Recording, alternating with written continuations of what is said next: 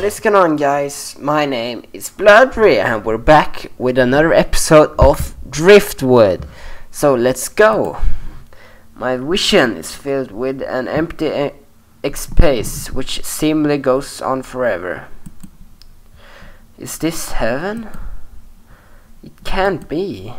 I open my eyes as wide as I can, only to be forced to squint against the brightness of the blaring light, which sucks my pupils into shrinking.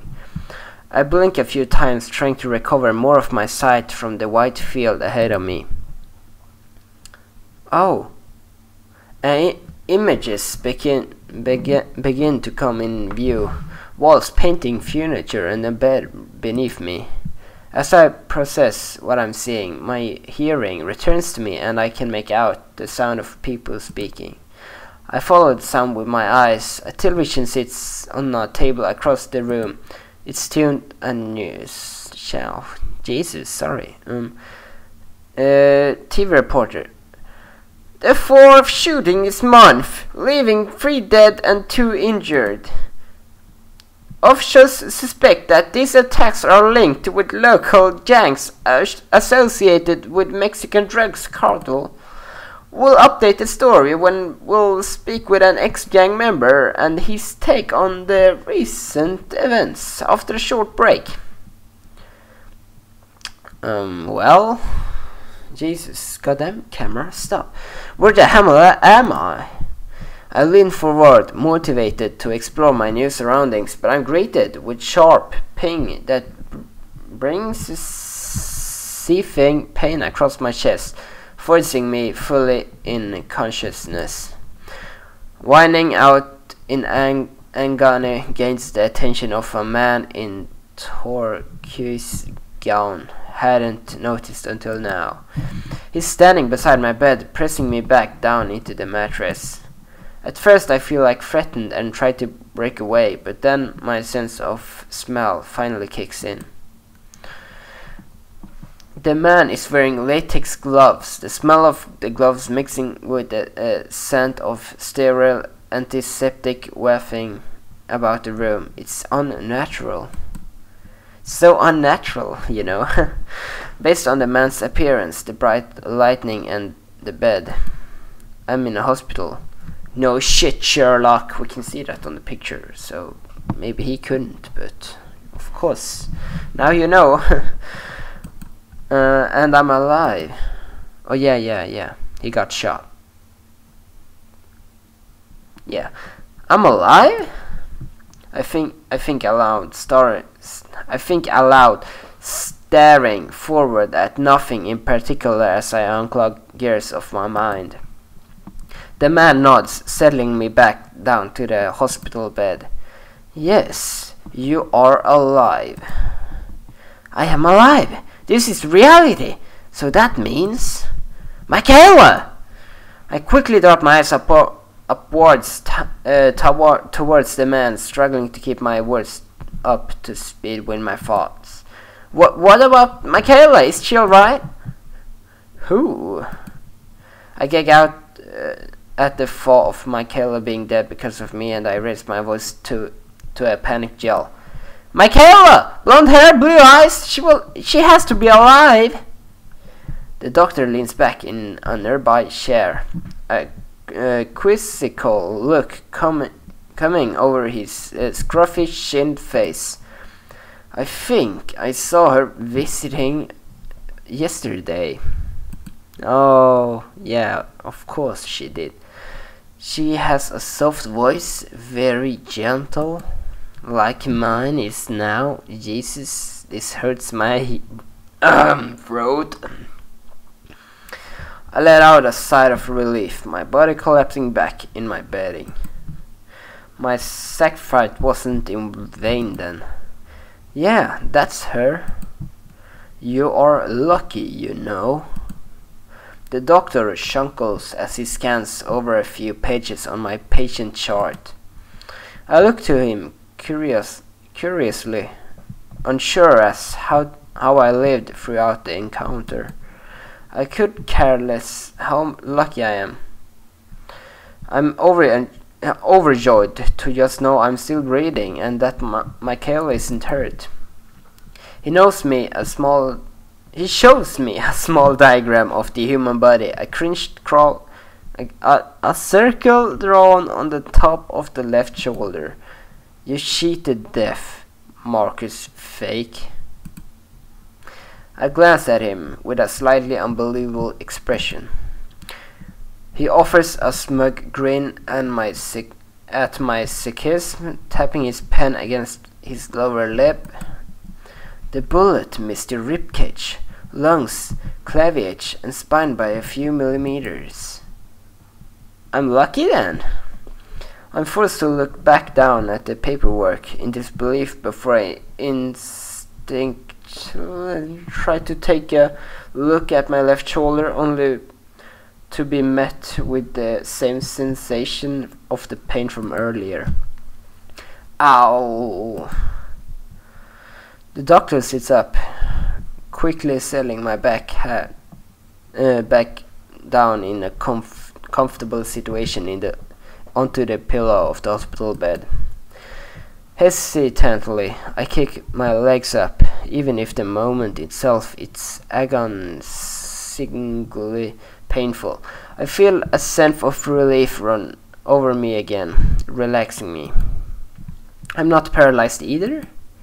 I make the effort to test out my right arm, giving it a slow roll and lifting it slightly before it flops back down over at my side. Just doing that was exhausting, but at least I still have control of my body, which is pretty great, of course, because everyone should have control of their body. But you manage to only receive a bit of muscle tissue damage. So you are not going to be able to do much for the next few weeks. Until then, rest, my child. You need it for when your mother shows up again. She was hysterical when she first visited. The doctor provides a friendly smirk that can only be returned with my weak smile. Mom. She must have had a mental breakdown when she learned what happened to me. Okay. Perfect English right there. I give the doctor a small nod, peering back down at the diagram once more before he takes it away, suffering it under his arm. Thank you. It's the most I can say before I feel my head swelling back against the cushion of my bedding in fatigue. I close my eyes, letting myself drift back in unconsciousness. I guess I really did cheat death. Cool. So I survived the bullet then, of course. The next morning... The next morning I awake to the sight of Michaela sitting at my side of my bed, with a troubled look upon her face, staring down at my injured shoulder intently. I blink a few times. That's how you blink. Nah, just kidding. Letting the drowsiness of my slumber fade away before I offer it as a chipper and sarcastic of a good morning as I can to the girl, in the hopes of cheering her up. Good morning. How long have you been watching me sleep? Michaela, startled by my voice, redirects her attention from my shoulder to look eyes with mine. Marcus, you're okay? Oh, that's cute. That's so cute. Michaela reaches up to grasp a hold of my hand, nimbly curling her fingers between mine, such as it makes me feel like they were meant to hold onto each other. Of course, my whole body grows tense and I feel a bit warmer from the nervousness and embarrassment of holding her hand. Yeah, I'm fine. The doctor said it was just a little muscle damage or something. I'm really glad you're okay though. I offered an overjoyed smile, happy that I was able to shield Michaela from the villainous bank robbers, even if it meant I had to stick around in this hospital bed for a few weeks. Michaela's face counters in a teary-eyed, nearly pained smile. I was so worried about you, Marcus. Michaela takes a deep breath, recomposing her gentle and soft, and gives my hand a firm squeeze. How are you feeling? Good. I'm sure I'll be out of here in no time. Michaela grins happily at my enthusiasm and nods. Well, once I'll have to pay you back for that ice cream. Oh? Oh, okay. I was thinking maybe dinner at El Espalier, being one of the most expensive and fancy restaurants in Boston. I chuckled, giving her a stern look. I don't think an ice cream is equivalent to a 3-course meal, Michaela. She simply giggles, which brings a smile to my face. Well, we can split the bill, if you insist then. Alright, that sounds a little more fair. We'll just share a small, airy laugh before Michaela's bag lets out a small beep, signalizing she has a text message. Naturally, she reaches to check it, reading it over for a moment before a confused and rather annoyed look comes up upon her face. Something wrong? Michaela pouts, leaning away from the hospital bed and giving my hand one last squeeze before letting go. My parents want me home right away for something. Oh well, don't let me hang you up. I'll be here when you manage to get back. I smile reassuringly as Michaela stands up. Speaking of parents, want me to call yours and tell them you're awake? Yeah, that'd be nice. Okay, I see you tomorrow after school, alright? Alright, see you then. As Michaela leaves the room, I glance down at the palm of the hand she was holding and noticed that it's balmy as all hell, and that my face feels burning hot. I was extremely nervous though, all of that, but somehow managed to pull it off. I mean, Michaela and I have been friends since 9th grade, but not like this. I think regardless of me being stuck in this hospital bed for the next 2 weeks, I'm happy with the fact I'm still alive and Michaela is safe. I rest my head back down and stare up at the white lights along the ceiling, reviewing everything that occurred over the past few days. Asking Michaela out on the date, getting shot, the doctor, Michaela's hand, like that. It's all quite life-changing and, well, exciting.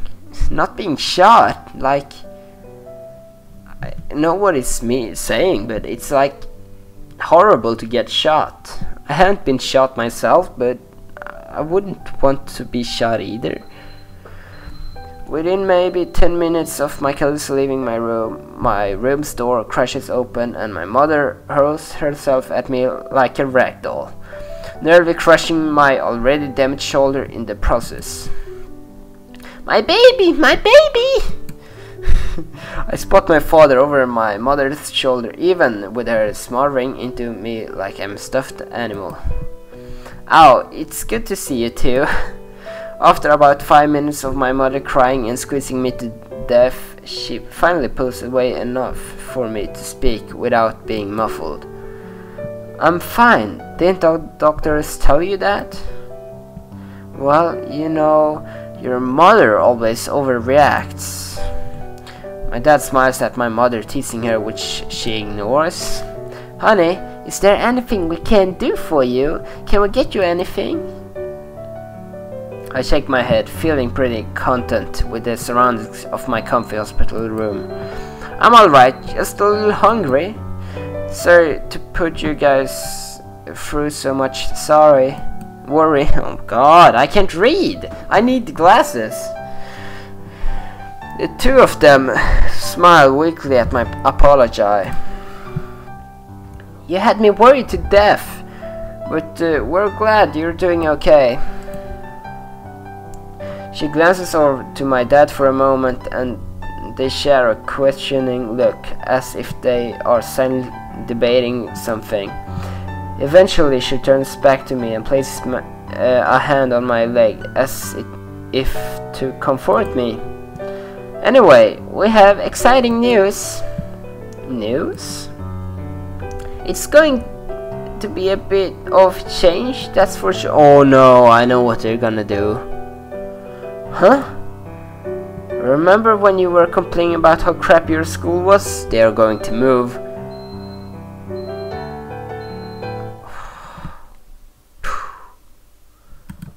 Yeah? I tilt my head at last until I feel the jolt of the pain that makes me bend it back properly once again. Well, we decide that it's in our best interest to transfer you to a new... Okay. ... What? We take your concerns about your education very seriously, so we have been looking for a better school over the past few months, and you were accepted to this one just a few weeks ago. We planned to wait on telling you to surprise you in the summer, but we figured out now would be the best time to hopefully cheer you up. You're going to a boarding school, isn't that great, honey? ...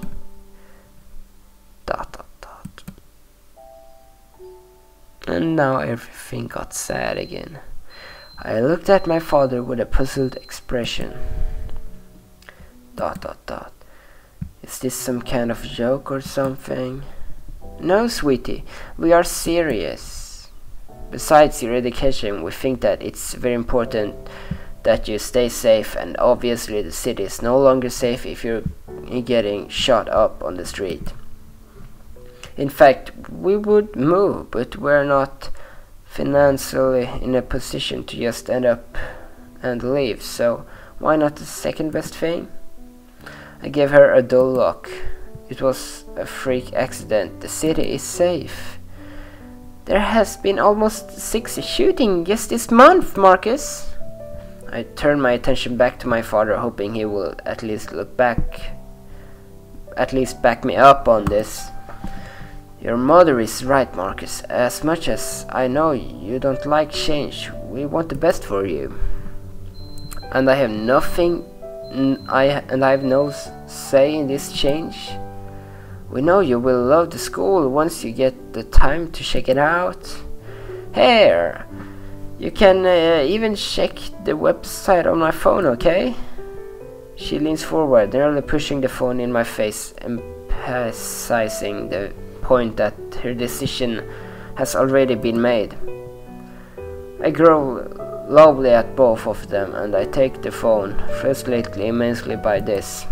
I just blankly stare at the screen, not actually reading any of the text due to my revolution of the entire subject. A school transfer. Because my mom is worried and that I'm going to be a victim of another incident if I stay in this city. Boston has always been a safe city, at least for the most part, and now, just because of one incident, my mother decides it's the best for me to switch schools. To a boarding school no less, which means I won't be home most of the time of the year, only on the holidays. Almost like moving, but worse. There isn't any reason why I can't just stay in the city and continue going on with my life, dating Michaela, graduating next year, possibly finding jobs for this summer. The concept of changing my life is repulsive. I finally feel like I've gotten a solid foothold on the direction I'm heading in, and I want to change that. But my parents don't budge on the argument, so I decide to change the subject, just to keep myself from getting too frustrated. They don't leave the hospital or my side until I drifted off to sleep for the night. And that was the ending for this episode. I hope you all enjoyed this second Driftwood episode. If you want a third one, make sure to give this video let's see if it can reach 3 likes. Let's see if it can reach 3 likes, and then I upload the third episode. So I hope you all enjoy this, and that's all from me. I see you later. Goodbye.